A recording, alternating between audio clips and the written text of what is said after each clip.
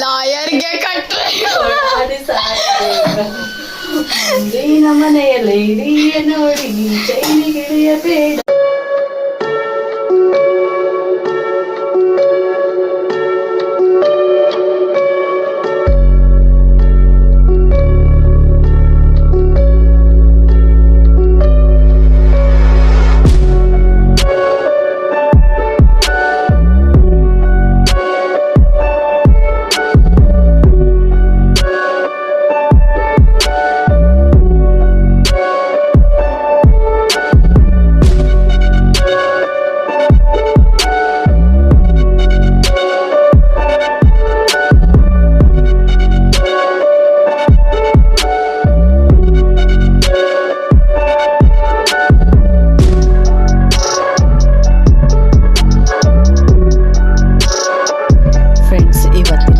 ವಿಡಿಯೋದಲ್ಲಿ ಹುರುಳಿಕಾಳಿನ ಕೂರ್ಮ ಮತ್ತು ರಾಗಿಯ ಚಪಾತಿ ಮಾಡ್ತಾ ಇರೋದು.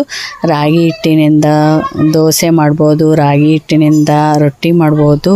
ಇವಾಗ ನಾನು ರಾಗಿ ಹಿಟ್ಟಿನಿಂದ ಚಪಾತಿ ಮಾಡ್ತಾ ಇದ್ದೀನಿ. ನೆಕ್ಸ್ಟು ಹಾಗೆಯೇ ರೊಟ್ಟಿ ಮತ್ತು ಮುದ್ದೆನೂ ಮಾಡೋದು ತೋರಿಸ್ತೀನಿ. ಇದಕ್ಕೆ ಕಾಂಬಿನೇಷನ್ ಆಗಿ ನಾನು ಇವತ್ತು ಹುರುಳಿಕಾಳಿನ ಕೂರ್ಮ ಮಾಡ್ತಾ ಇದ್ದೀನಿ. ತುಂಬ ಟೇಸ್ಟ್ ಇರುತ್ತೆ ರಾಗಿ ಚಪಾತಿಗೆ, ರಾಗಿ ಹಿಟ್ಟಿನ ಚಪಾತಿಗೆ.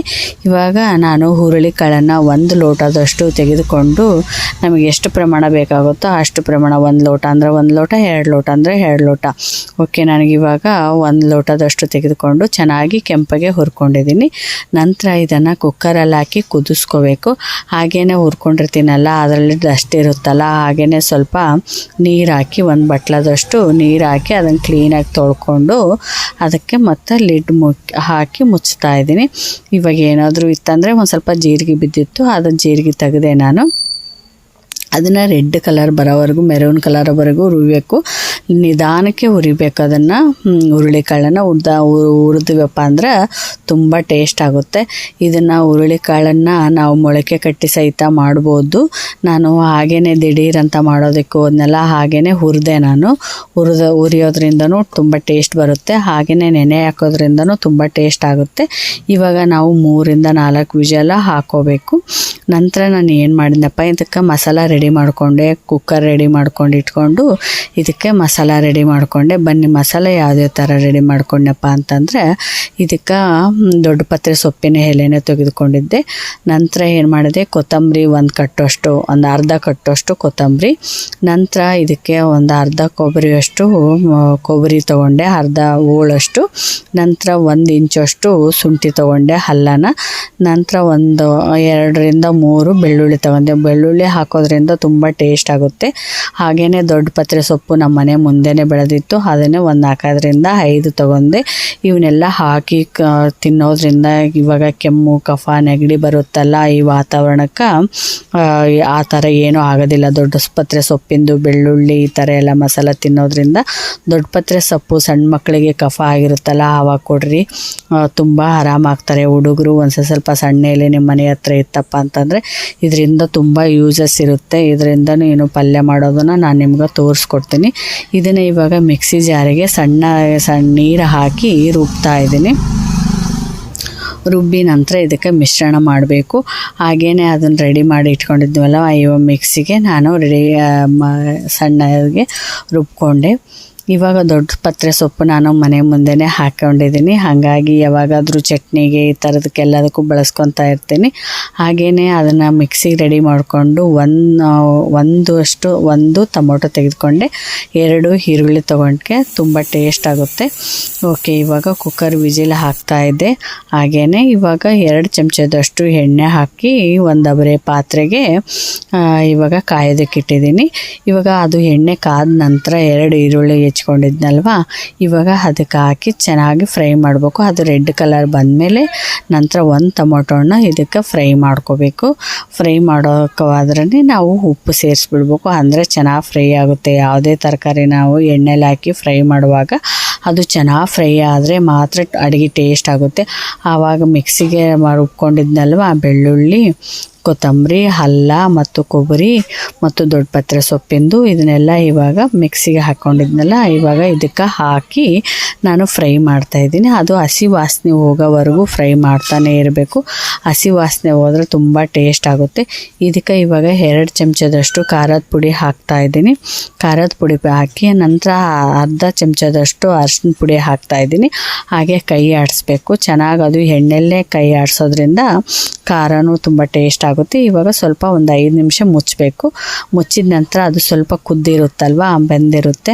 ಹಾಗಾಗಿ ಅದನ್ನು ಇದು ಮಟನ್ ಮಸಾಲೆ ಇರುತ್ತಲ್ವ, ಇದಕ್ಕೆ ಕೊತ್ತಂಬರಿ ಕಾಳು ಪೌಡ್ರೂ ಹಾಕಬೇಕಾಯ್ತು. ಇವತ್ತು ಕೊತ್ತಂಬರಿ ಕಾಳು ಪೌಡ್ರ್ ಇರಲಿಲ್ಲ. ಹಾಗೆಯೇ ಮಟನ್ ಚಿಕನ್ ಮಸಾಲ ನಾನು ಮನೆಯಲ್ಲಿ ಮಾಡ್ಕೊಂಡಿದ್ದು ಖಾಲಿನಾಗಿತ್ತು, ಹಾಗಾಗಿ ಪೌಡ್ರ್ ಪ್ಯಾಕೆಟ್ ತೊಗೊಂಡು ಬಂದೆ. ಇವಾಗ ನಂತರ ಇದಕ್ಕೆ ಹುರುಳಿ ಕುದ್ದಿದ್ವು, ಅದನ್ನು ಇವಾಗ ಹುರುಳಿನ ಸೇರಿಸಿದೆ ನಾನು. ಅದನ್ನ ಮಿಕ್ಸಿ ಎಲ್ಲ ರೆಡಿಯಾಗಿತ್ತು. ಸೀದಾ ಡೈರೆಕ್ಟಾಗಿ ಎಲ್ಲ ರುಬ್ಕೊಂಡಿರುವಂಥ ಮಿಶ್ರಣನೂ ಮತ್ತು ಹುರುಳಿ ಕಾಳಿಂದು ಹಾಕಿ ಅದಕ್ಕೆ ಇವಾಗ ಕುದಿಯೋಕೆ ಬಿಟ್ಟಿದ್ದೀನಿ. ಒಂದು 15ರಿಂದ 20 ನಿಮಿಷ ಇದನ್ನು ಹಾಗೇ ಕುದಿಬೇಕು. ನಾನು ಎಲ್ಲ ಐಟಮ್ಸ್ ಎಲ್ಲ ಮೊದಲು ಹಾಕಿ ಇವಾಗ ಕುದಿಯೋಕ್ಕೆ ಒಂದು 10ರಿಂದ 15 ನಿಮಿಷ ಹಾಗೆ ಬಿಡ್ತಾಯಿದ್ದೀನಿ. ನೋಡಿ ಇವಾಗ ಕುದೀತಾ ಇದೆ. ಇದಕ್ಕೆ ಇವಾಗ ಟೇಸ್ಟ್ ನೋಡಬೇಕು, ಉಪ್ಪು ಖಾರ ಹುಳಿ ಕರೆಕ್ಟ್ ಆಗಿದೆನಾ ಅಂತಂದು ಟೇಸ್ಟ್ ನೋಡಿದ್ನಪ್ಪ ಅಂತಂದರೆ ಹುರುಳಿ ಕಾಳಿನ ಸಾಂಬಾರು ಅಂತೂ ರೆಡಿ ಆಗುತ್ತೆ.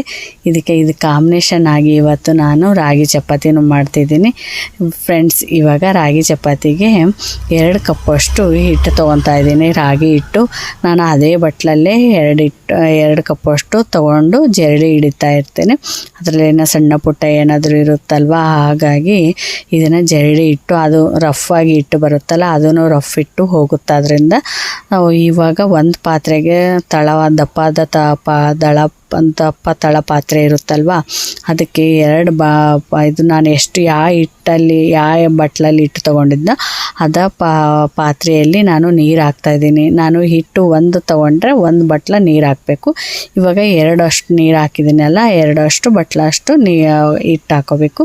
ಇದಕ್ಕೆ ಇವಾಗ ಅರ್ಧ ಚಮಚದಷ್ಟು ಉಪ್ಪು ಮತ್ತು 1 ಚಮಚದಷ್ಟು ಎಣ್ಣೆ ಹಾಕಿ ಕೈ ಆಡಿಸ್ಬೇಕು. ಎಣ್ಣೆಯಲ್ಲಿ ಅದು ಉಪ್ಪು ಮತ್ತು ನೀರಲ್ಲಿ ಉಪ್ಪು ಮತ್ತು ಎಣ್ಣೆ ಮಿಶ್ರಣ ಹಾಕಬೇಕು. ಅದು ಚೆನ್ನಾಗಿ ನೀರು ಕುದಿಯುವಾಗ ಇದನ್ನು ರಾಗಿ ಹಿಟ್ಟು ಹಾಕಿ ಕೈ ಆಡಿಸ್ಬೇಕು. ರಾಗಿ ಹಿಟ್ಟು ಹಾಗೆ ಚೆನ್ನಾಗಿ ಬೇಯುತ್ತೆ. ಚೆನ್ನಾಗಿ ನೀರು ಕುದ್ದಿದ ಮೇಲೆ ಇದನ್ನು ರಾಗಿ ಹಿಟ್ಟನ್ನ ಹಾಕಿ ಕೈ ಆಡಿಸ್ಕೊತ ಹೋಗಬೇಕು. ಅದು ಎಲ್ಲದಕ್ಕೂ ಹೊಂದ್ಕೊಳ್ತದೆ. ಮತ್ತು ನಾವು ಸ್ಟವ್ ಆಫ್ ಮಾಡಿಬಿಟ್ಟು ಕೆಳಗೆ ಇಳಿಸ್ಕೊಂಡು ಇದನ್ನು ಕೈಯಿಂದ ಚೆನ್ನಾಗಿ ನಾದಬೇಕು. ನಾದಿದ್ರೆ ತುಂಬ ಟೇಸ್ಟ್ ಆಗುತ್ತೆ. ನಾವು ಇವು ಬಿಸಿ ಇದೈತಪ್ಪ ಕೈಲಿ ಸುಡೋಕ್ಕಾಗತ್ತೆಪ್ಪ ಅಂತಂದ್ರೆ ಒಂದು 5 ನಿಮಿಷ ಬಿಟ್ಟು ಹಾಗೇ ನಂತರ ನಾವು ಕೈ ಅದ ಇರುತ್ತಲ್ಲ ಅದರಿಂದ ನಾವು ನಾದ್ಕೊತ ಹೋಗಬೇಕು. ಆಗಾಗ ಸ್ವಲ್ಪ ಎಣ್ಣೆ ಹಾಕ್ಕೊಂಡು ನಾದ್ವಪ್ಪ ಅಂದ್ರೆ ಇನ್ನೂ ಚೆನ್ನಾಗಿ ಸ್ಮೂತ್ ಆಗುತ್ತೆ.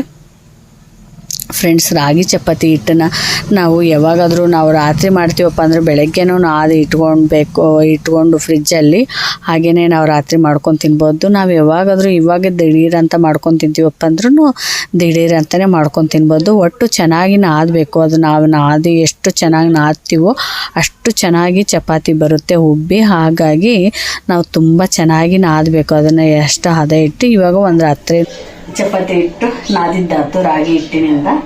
ಇವಾಗ ಸಂಜೆ ಸ್ಪೆಷಲಾಗಿ ರಾಗಿ ಹಿಟ್ಟಿನ ಚಪಾತಿ ಮತ್ತು ಹುರುಳಿಕಾಳಿನ ಕೂರ್ಮ ಮಾಡ್ತಾಯಿದ್ದೀನಿ.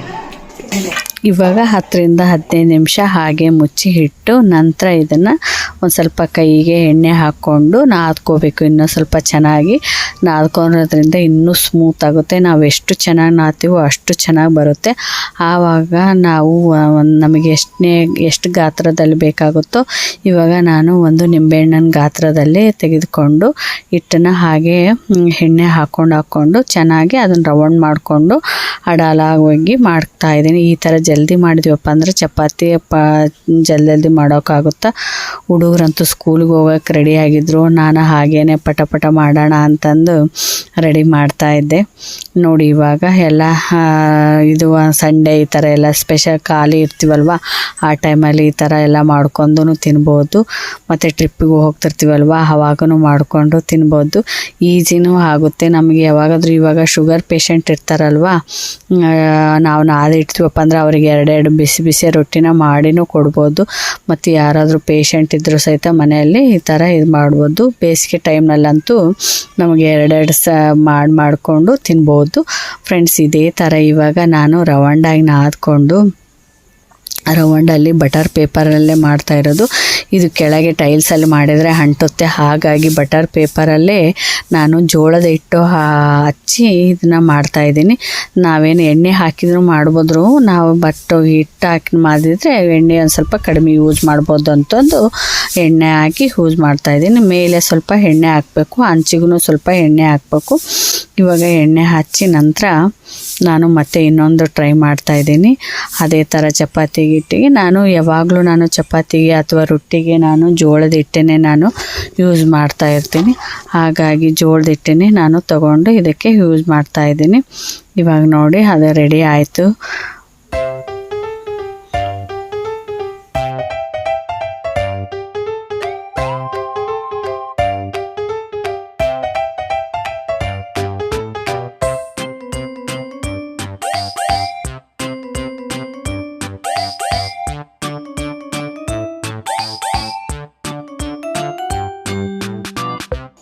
ಫ್ರೆಂಡ್ಸ್, ಈ ವಿಡಿಯೋ ಕೊನೆಯದಲ್ಲಿ ನಾವು ಒಂದು ಸಾಂಗ್ ಆಡಿದ್ದೀನಿ. ಹಾಗೆ ಮಾಡ್ಕೊತ ಬೋರ್ ಆಗ್ತಾಯಿತ್ತು, ಹಾಗಾಗಿ ಒಂದು ಸಾಂಗ್ ಮಾಡಿದ್ದೀನಿ.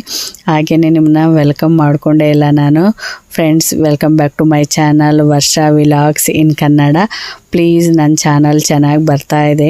ಎಲ್ಲರೂ ನೀವು ಲೈಕ್ ಮಾಡ್ತಾಯಿದ್ದೀರಾ, ಸಬ್ಸ್ಕ್ರೈಬ್ ಮಾಡ್ತಿದ್ದೀರಾ, ಮತ್ತು ಹಾಗೆಯೇ ನನಗೆ ಎಲ್ಲರೂ ಉತ್ಸಾಹನೂ ತುಂಬ್ತಾ ಇದ್ದಾರೆ. ಈಗೇ ಮುಂದೆ ವಿಡಿಯೋದಲ್ಲಿನೂ ತುಂಬಿ ಅಂತಂದು ಈಗೇ ಸಬ್ಸ್ಕ್ರೈಬ್ ಮಾಡ್ಕೊಳ್ಳಿ, ಈಗೇ ಲೈಕ್ ಮಾಡಿ, ಈಗೇ ಶೇರ್ ಮಾಡ್ಕೊಳ್ಳಿ ಅಂತಾನೆ ಹೇಳ್ಕೊತ ಇವಾಗ ಒಂದು ಹಾಡು ಒಂದು ಮಜಾವಾಗಿ ಬೋರ್ ಹೊಡಿತಾ ಇತ್ತು, ಹಾಗಾಗಿ ನಿಮಗೆ ಹೇಳ್ತಾ ಇದ್ದೀನಿ, ಕೇಳಿ ಪ್ಲೀಸ್. ಮನೆಯ ದಾರಿದೀಪ ನಡೆಯಬೇಡ ಇಲ್ಲಿ, ನಿಮ್ಮ ಅಪ್ಪ ಸಾಹೇಬನಲ್ಲ ಎನ್ನುವುದು ತಿಳಿಯ ನೀನು. ನಮ್ಮಪ್ಪ ಅವ್ವ ಮಾಡ್ಯಾರ ಹೆಂಡಿ ಸುಮಕ ಬಯ್ಯಬೇಡ್ರಿ, ಕೊಡ್ಸಿದ್ದು ಮರೆಯಬೇಡ್ರಿ. ಎಲ್ಲೈತಿ ಊಟ ಬಾರಷ್ಟು ಇಲ್ಲ, ಅದ್ರಾಗ ಇಂಥ ಲಾಯರ್ಗೆ ಕಟ್ರೆ ಮುಂದಿನ ಮನೆಯಲ್ಲಿ ಹಿರಿಯ ನೋಡಿ ಚೈನಿಗಿಳಿಯಬೇಡ, ತಿಂಗಾಡು ಕೊನೆಯ ವಾರ ನಮಗ ಏಕಾದಶಿ ಅಲ್ಲವೇನ. ಎಲ್ಲೈತಿ ಬಾಳ ಸುಡಗಾಡಿನಾಗ ಮುಸ್ಸಿಲ್ಲ ಮನಸ್ಸಿನಾಗ, ಆಯ್ತು ಮಾರಾಯ ನೀವು ಸಂಬಾಳ ಎಣಿಸೇ ಇಲ್ಲ. ಏನ್ ಮಾಡಿ ಗುಲ್ಬರ್ಗದಾಗ ಪಾಸ್ ಮಾಡವಲ್ರು, ಕಿವಿಯ ತೂತ ಬಿತ್ತ. Thanks for my watching video. Please like ಮಾಡಿ, ಶೇರ್ ಮಾಡಿ, ಸಬ್ಸ್ಕ್ರೈಬ್